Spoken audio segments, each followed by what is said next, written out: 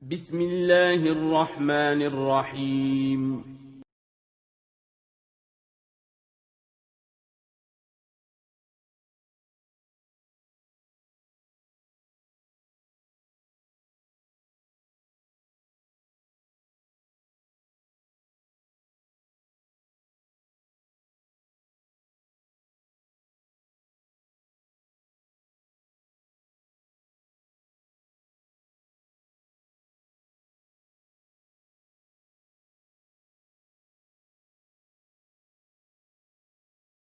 Bismillahirrahmanirrahim. Assalamualaikum warahmatullahi wabarakatuh. Alhamdulillahi wassalatu wassalamu ala rasulillah wa ala alihi wa sahbihi ajma'in amma ba'd. Kaifahalukum? Semoga ananda semua dalam keadaan sehat dan semoga Allah memberikan semangat dan kemudahan dalam menuntut ilmu. Amin. Anak-anak, sebelum belajar, mari berdoa dulu ya. Allahumma inni as'aluka ilman nafi'an wa rizqan thayyiban wa amalan mutakabbalan. Baiklah, insya Allah hari ini kita akan lanjut mempelajari tematik tema 4, subtema 1, membiasakan hidup bersih dan sehat di rumah pada pembelajaran 3 dan 4.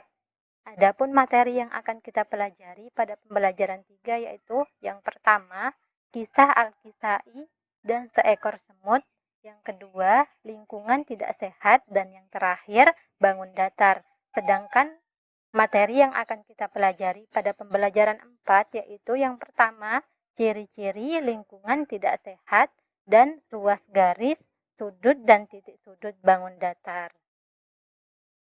Nah, sekarang kita akan membaca kisah Al-Kisai dan seekor semut halaman 158 buku tematik Luqmanul Hakim. Al-Kisai adalah seorang tokoh ahli ilmu nahwu dari Kufah. Ilmu nahwu adalah salah satu cabang dari ilmu bahasa Arab.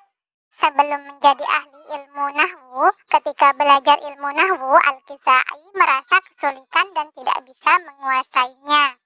Pada suatu hari, Al-Kisai melihat seekor semut sedang membawa makanan. Semut itu menaiki dinding sambil membawa makanan. Setiap kali naik dinding, semut itu terjatuh. Semut itu naik lagi, akhirnya jatuh lagi. Tetapi semut itu terus bersabar dan terus-menerus berusaha menaiki dinding. Akhirnya, semut itu berhasil menaiki dinding. Al-Kisai berkata, semut ini terus berusaha sehingga dia sampai ke tujuannya. Al-Kisai terus belajar sehingga berhasil menjadi seorang imam dalam ilmu nahwu. Nah itu tadi kisah tentang Al-Kisai yang terus belajar sehingga menjadi tokoh ahli ilmu nahwu. Selanjutnya kita akan menuliskan kosakata tentang lingkungan tidak sehat dengan mengisi teka-teki silang berikut ini. Nah, yang pertama kita jawab yaitu teka-teki bagian menurun. Nah, pertanyaan pertama yaitu hewan sangat kecil yang menyebabkan penyakit. Nah, jawabannya yaitu nyamuk. Yang kedua, berasa tidak nyaman di tubuh. Nah, jawabannya yaitu sakit. Nah, yang ketiga, bebas dari penyakit. Jawabannya yaitu sehat. Nah, sekarang kita akan menjawab teka-teki bagian mendatar. Pertanyaannya, yang ketiga, barang atau benda yang dibuang karena tidak terpakai lagi. Jawabannya yaitu sampah. Nah, yang keempat, sesuatu yang kurang sedap ditangkap indera pencium. Jawabannya yaitu bau. Nah, yang terakhir, tidak bersih atau kena noda, jawabannya yaitu kotor. Rumah tidak bersih. Kita harus menghindari tinggal di rumah yang tidak bersih. Rumah yang tidak bersih banyak kuman. Kuman dapat menyebabkan penyakit. Jika sakit, semua kegiatan akan terganggu. Badan terasa lemah dan lesu. Nafsu makan berkurang. Banyak hal yang menyebabkan rumah tidak bersih. Rumah jarang dibersihkan. Sampah dibuang sembarangan. Sampah tidak diolah. Sampah menumpuk dan menimbulkan bau busuk. Tumpukan sampah menjadi sarang penyakit. Nah, setelah membaca teks di atas, diskusikan pertanyaan-pertanyaan berikut. Nah, anak-anak, sekarang kita akan menjawab pertanyaan-pertanyaan berikut bersama-sama ya. Nah, yang pertama, apakah isi teks yang telah kalian baca? Nah, kira-kira apa ya anak-anak? Nah, isi dari teks tersebut yaitu akibat dari rumah yang tidak bersih dan ciri-cirinya. Nah, yang kedua, apa sajakah akibat jika rumah tidak bersih? Nah, akibat dari rumah yang tidak bersih yaitu yang pertama, sumber penyakit, yang kedua, sampah menumpuk atau berserakan yang akan menimbulkan bau busuk. Nah, yang ketiga, rumah yang tidak bersih akan menjadi sarang kuman. Nah, yang terakhir, tuliskan ciri-ciri rumah tidak sehat. Nah, ciri-ciri dari rumah yang tidak sehat yaitu jarang dibersihkan, sampah dibuang sembarangan atau berserakan, sampah yang menumpuk akan menimbulkan bau busuk. Amatilah gambar berikut dengan seksama. Apa sajakah isi gambar di atas?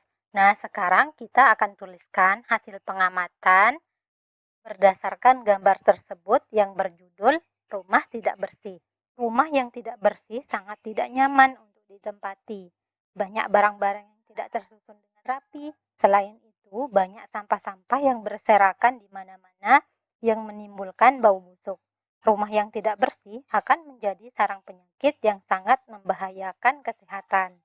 Nah, selanjutnya kita akan mempelajari pengertian bangun datar.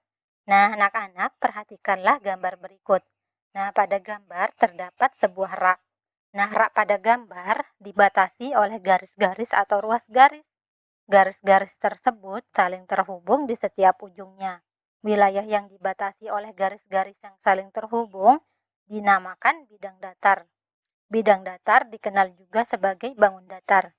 Bangun datar adalah bangun yang rata dan memiliki dua ukuran. Kedua ukuran tersebut adalah panjang dan lebar. Adapun bentuk-bentuk atau macam-macam dari bangun datar yaitu persegi panjang, persegi, jajaran genjang, trapesium, belah ketupat, lingkaran, layang-layang, dan segitiga. Nah, kita lanjut ke pembelajaran 4 ya anak-anak.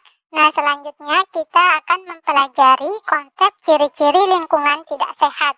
Halaman rumah terkadang jarang diperhatikan. Sampah berserakan, tanaman bunga jarang disiram. Akibatnya, tanaman bunga menjadi kering dan banyak yang mati. Halaman rumah menjadi kumuh dan gersang. Kita harus membersihkan halaman rumah yang kumuh. Sampah dikumpulkan dan dibuang ke tempatnya.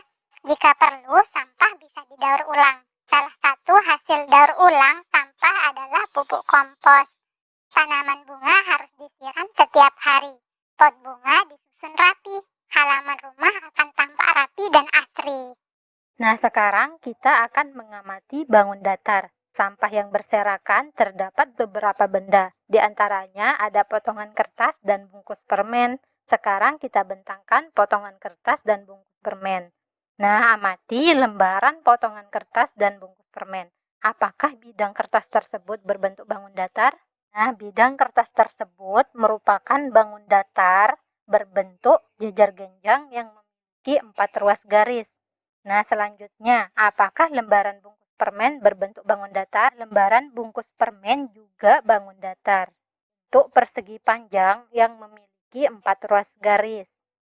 Menemukan konsep sisi, sudut, dan titik sudut. Potongan kertas memiliki dua ukuran, yaitu panjang dan lebar. Lembaran bungkus permen juga memiliki panjang dan lebar. Potongan kertas dan lembaran bungkus permen termasuk bangun datar. Bangun datar dibatasi oleh garis-garis tepi atau ruas garis. Garis-garis tepi itu dinamakan rusuk. Garis-garis tepi saling bertemu pada setiap ujungnya. Pertemuan antar ujung garis membentuk sudut. Titik pertemuan ujung garis disebut titik sudut. Perhatikan penjelasan ruas garis, sudut, dan titik sudut pada gambar berikut. Nah, di sini terdapat dua bentuk bangun datar, yaitu jajar genjang dan persegi panjang. Nah, jajar genjang dan persegi panjang ini sama-sama memiliki ruas garis, sudut, dan titik sudut. Nah, ruas garisnya merupakan garis-garis tepi.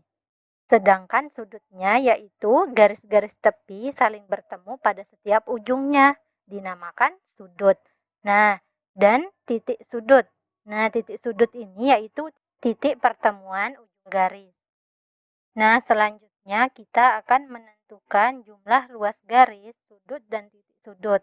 Kalian telah mengetahui ruas garis, sudut, dan titik sudut pada bangun datar.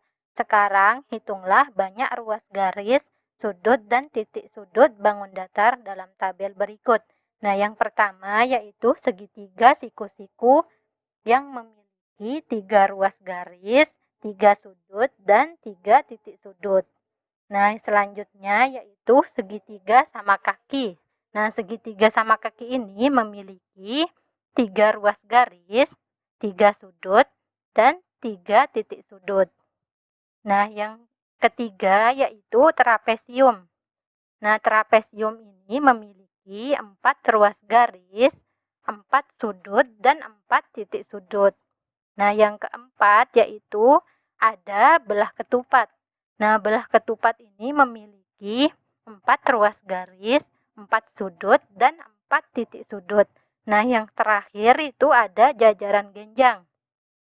Jajar genjang memiliki 4 ruas garis, 4 sudut, dan 4 titik sudut.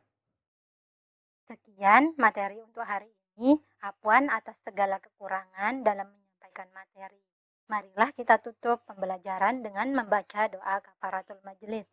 Subhanakallahumma wa bihamdika asyhadu an la ilaha illa anta astaghfiruka wa atubu ilaik. Jazakumullahu khairan wa barakallahu fikum. Wassalamualaikum warahmatullahi wabarakatuh.